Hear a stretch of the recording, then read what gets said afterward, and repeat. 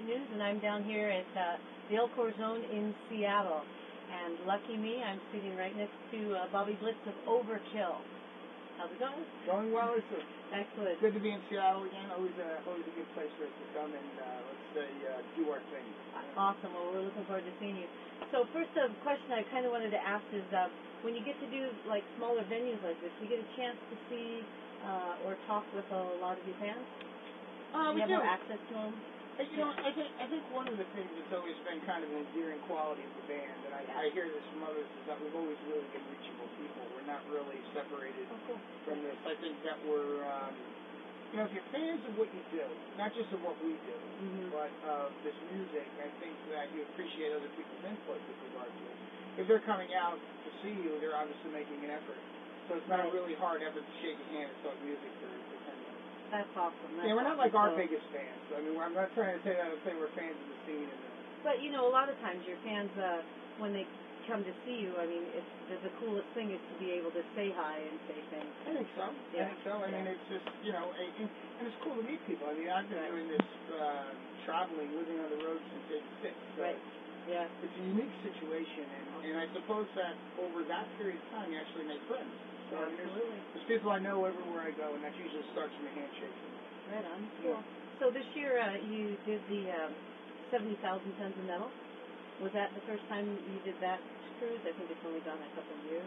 Yeah, that was your second year. It was that's the first cruise I've ever been on. And I remember talking to the promoter the first year, and I'm like, man, you know, I've never been on a cruise because I've just never been attracted.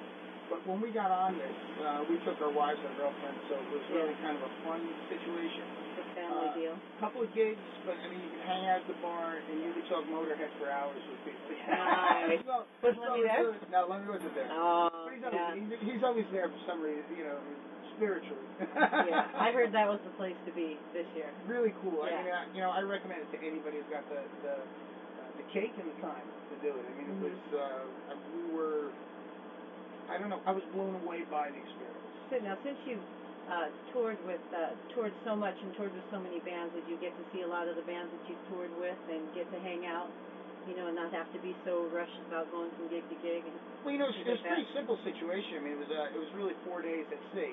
Yeah. You know, 2 down to the Caymans, 2 back, and there was only gigs going while the boat was moving. Yeah. So we had 2 gigs over that 4 days. Oh, okay. So all the rest of the time was really kind of personal time. So I got to see Exciter from Canada, which I loved. I got to see this lineup of Venom, which I was. I've always been a big Venom fan. Yeah. And forgot how great their riffs were, and as untight as they were back in the '80s, they're actually this tight unit now. In Extrema, which is a German band I really like. I saw Annihilator. I saw Nightwish. So Children of Bodom. Yeah, I mean, so it was like this constantly floating concert for me. Yeah. And I remember waking up one morning going, oh, honey, I'm going to skip breakfast, so I'm going to see Exciter. That's a good thing to do right in the middle of the morning. Headbanging and coffee. Very cool.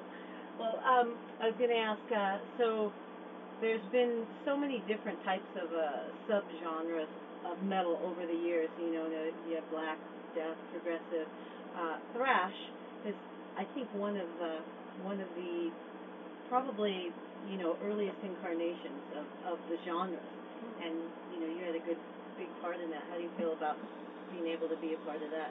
That's really a unique question because I've never actually been asked that way before, and it really was one of the first split-offs from heavy metal. Yeah.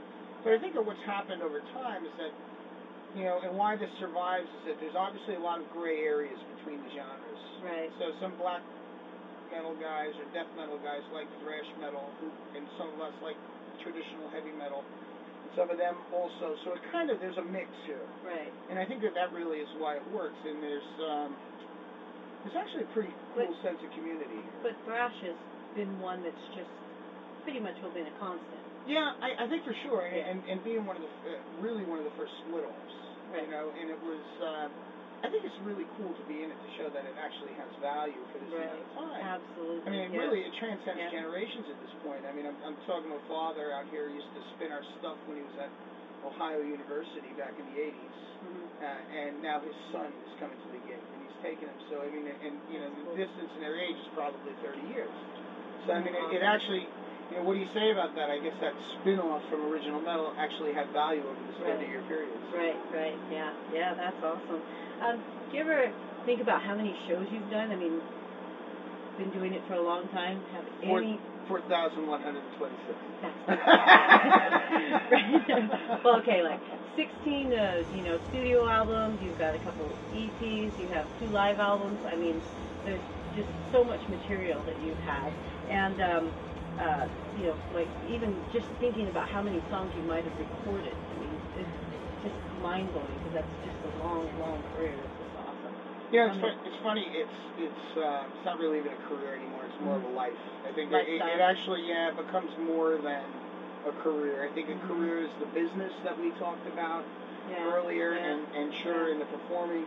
But for some reason, I think that when it goes with this type of longevity, it really becomes your life. Right. And I think that Dee Dee and I have been into that now for the last, saying, well, it's not a career anymore, it's really a life. For the last 5 years or so. Yeah. But it is pretty amazing to think that there's 16 records and over 4,000 shows and awesome.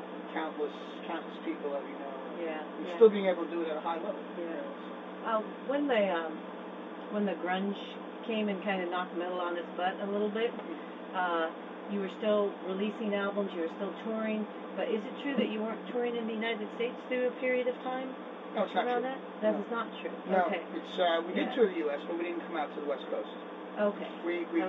What we did was Overkill's got a certain principle with regard to quality, and it's always it's right up there in the top principles. It's got to be presented as Overkill, with the right amount of amplification, with the right amount of stage lighting, et cetera, et cetera. Right. And if we couldn't get out here and do it correctly, we wouldn't. So we toured from the Mississippi East for that whole 10-year period. Yeah. And we would do 3 runs. We'd call them, the right half of the country. But demographically, it works because. But still, we were listening to metal at that time too. Just so you know. I mean, grunge did take over a lot, but there were still a lot of people still listening to it. Well, and that's what we discovered too. That there was a great underground, but it really was about the promoters. And the idea is that to get from Salt Lake to Seattle takes a day plus, and to do it and not be able to pay your bills was just not the smartest business move. Okay. So we kept that high level of quality. We did it on the East Coast, we did it in Asia, we did it in South America, we did it in Europe. So it was just that the West Coast from the Mississippi West were the ones who didn't get the opportunity to see us unless they traveled. Right. Okay, cool. The last 2 albums, Ironbound and The Electric Age, they've been getting, they got really good reviews, great albums, strong albums. And my favorite word that I heard to describe it are thrasherpiece. You ever heard that? Thrasherpiece. I like that. That's awesome. And so, can you, talk about how you continue to make, just great records and staying in the same genre, but you keeping it new, keeping it fresh? I mean, there is no formula. There's obviously a love of. You don't do this and play El Corazon after 28 years of touring and say you don't love doing what you do. I think that says it all. Absolutely. I think that the second point is that there's a really good chemistry between the band members. I mean, we're Jersey guys. We understand each other. We have that Jersey work ethic, but it's never done without sarcasm and satire. So I think that you take the music seriously, but you don't take yourself too seriously, and that's what really lends itself to a high-end chemistry. I also think the scene is very healthy right now. So really what we're doing is we're exploiting the scene at this point. Our chemistry's high between all of us, and we want to play together. We want to get on stage at El Corazon in Seattle. Yeah. Or we want to get on the stage at the Nokia in LA, which is... That's what it's all about. It's about being on that stage. What's the important show in your career? Well, obviously it's tonight. That's the most important one because that's the next one that comes. So I think if you start taking all those elements in there in a healthy scene, we can exploit that. And I think we're a good reflection right now. Thrasherpiece or not. Isn't that a cool word? It is cool, yeah. But I think that if we have all those other principles in order, everything else just kind of falls into place. Right. So we're really just taking advantage of a good scene right now. Yeah, that's cool. So a lot of veteran singers, that have been singing for 2 or 3 decades, you can kind of sometimes tell that maybe they can't hit the highest note or scream like they used to. You're working on your 4th decade here, and you still sound new and young. How do you do that with your voice? Well, I've cut down to a pack and a half of that. So you really smoke cigarettes and you can sing. I'm a bad example. I used to actually do it on stage. During the songs, I'd be up there and I'd have the hand around my mic. All these years? Yeah. And I've had, and the cigarette would be burning right up there, so I could just cup the mic and then just take a hit. It's my biggest addiction. And it's, so is it a stupid question to ask if you do any warm-up or anything like that? I actually do. I do warm-ups. I take what's called prednisone. It's like an asthmatic drug. Yeah. But it also keeps the voice in really good shape. It's a really mild steroid that they would use for asthmatics. I have an asthma condition, so I take that, and that helps keep the voice together. But I don't do it year-round. I do it when I'm on the road. That helps. I don't know. I don't worry about it. I think that's, the voice and, illness and abuse. I think a lot of it's psychosomatic. I believe it exists, but I think that if you worry about it, you probably fall into abusing your voice, or I don't really worry about it. Well, you must know your range and where you can go and where you can't. Well, usually I can think a note, and even without singing, I can think the note, which is what a guy singing should do. And you know in your head whether you can reach that note or you can't reach that note. Right. So, even if I'm writing something and I'm demoing it, and I think that note, I'll say, oh, I can't get that high. Or, oh, yeah, I can nail that. Actually, I can go higher. So it becomes just really knowing yourself. Right. And I think that's how it's worked for me. Yeah. Very cool. Awesome. So, tonight, how many songs off your new record are we going to hear? We're somewhere between 3 or 4, depending on how everything goes. And a couple from the Ironbound record. Are you going to play Save Yourself? Yeah, that's in there. Okay, that's one. And we're doing that for Lisa, obviously. Thank you very much. She made it to the back of the tour bus. I did. There's some things that won't be on the interview. So anyway, outside of music, what else what are some of your interests? You have family? Well, some of the non-secrets that I have are, I have a chocolate import business that I run with my wife. Nice. We import high-end Belgian chocolates. What's the name of it? Chocolaterie. It's a Dutch word for chocolate shop. Can you find it online? It's chocolaterie-nj.com. Okay. And you can see the whole thing there. There's pictures of my wife. And we actually even cross-market the Overkill stuff. And people can get, pictures. And there's stuff. We met in Europe, and, it was one of the loves she's always had. And when she immigrated to the States, it was just a great idea.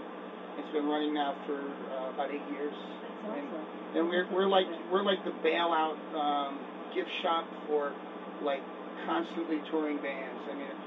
I think it was Randy Blythe and Chris Adler would call and go, I forgot my anniversary, you gotta get a pound of chocolate down. Nice. So he can deliver, so just so you know. So and that's actually cool. Motorcycle enthusiast.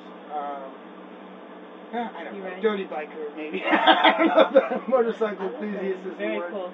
I just got my first bike after all these years. It's a hell of a lot of fun, you know. I don't necessarily know if I believe in a traditional sense of God, but I do believe that when I'm on 2 wheels by myself, that the world's a hell of a lot bigger than me. It's a happy place. Puts it in perspective. Yeah, very cool. And I love dogs and family, that kind of stuff. So. Excellent. Yeah. Well, it's a real treat to meet you and a pleasure, and I appreciate you taking the time to talking with us today. No, it's my pleasure. So, thank you. Thank you very much. Right on, rock on. That is so cool. You are awesome.